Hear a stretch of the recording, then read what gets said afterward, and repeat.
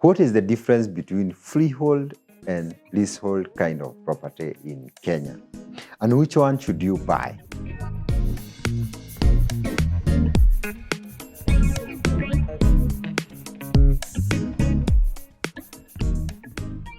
There are like 5 main differences that I'm going to give. But first thing first, let's define what is freehold and what is leasehold. Freehold is a type of property where the ownership and the rights to the land is without restriction on either the use and the number of years you can hold it. So basically, you can have it for as long as you want, as many years as you want. Number two, for leasehold kind of property, this kind of property, the ownership and use is capped to 99 years. It requires you to renew and you have to pay rates for it. Most of the leasehold properties are usually in municipals and major cities. But you also have leasehold property in agricultural areas. So what are these differences? I'll go step by step to explain to you so that you can decide for yourself which one you would like to buy. The first thing is about ownership.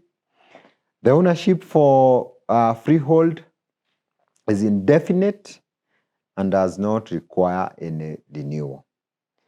But for leasehold, you have to pay, you have to extend the lease. Basically, you have to renew the lease after 99 years. There are rates payable every year depending on the county and the jurisdiction or the city.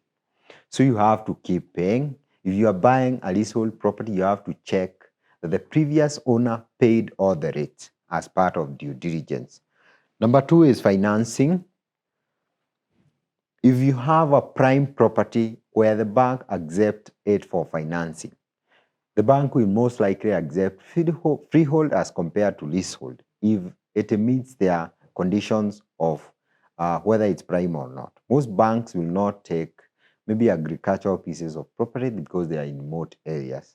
But there is a friend of mine who was buying an apartment. They are taking a mortgage and they wanted a 20 years mortgage.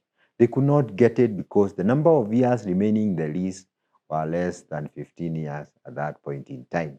So they got 10 years instead. So that was a setback to them. If this property was freehold, they would have gotten 20 years. But I would also tell you, as a matter of fact, most properties that are very prime are leasehold.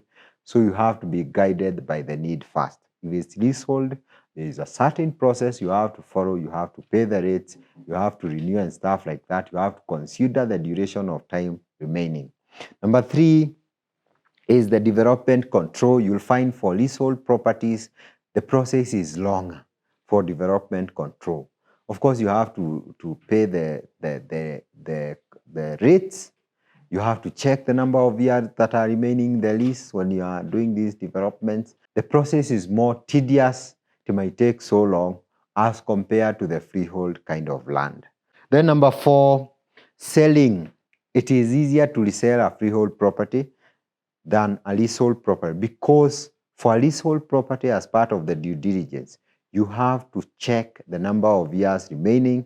And you also have to check if the previous owner had paid the requisite rates that are required depending on the jurisdiction. So you'll find for freehold, which we prefer as username investment when you're buying land, most of our land, 99.9% at the moment, is freehold kind of land. You don't need to pay rates. It's so easy for people, especially if you're in diaspora. You don't need to keep remembering to pay rates. But I would also like to warn you, based on the county the land is, they're introducing rates even on freehold land that you have to keep paying.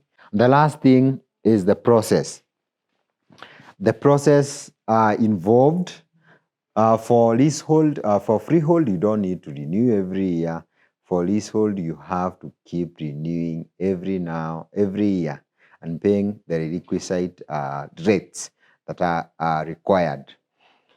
So the process involved in purchase is much easier, but of course there's renew for lease.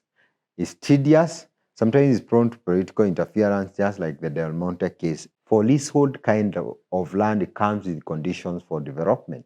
Maybe you are supposed to do a hospital, a school, an apartment block, or a commercial block of properties. If you don't do that, those are fertile grounds for the lease not to be renewed. But you have done that, most likely the lease will be renewed, looking at the conditions and stuff like that. Those are the comparison, and I would like to remind you once again, be guided by the need for the property. If you find a property that meets your need and it is leasehold, you just need to follow the process required, check the number of years remaining, check if the previous owner had paid all the requisite rates. Hope this video is important to you. It will help you decide. The decision is on your table. Please subscribe to our YouTube channel, comment down there and engage us, educate us more and contribute. This is Real Estate in Kenya with Ruben Kimani.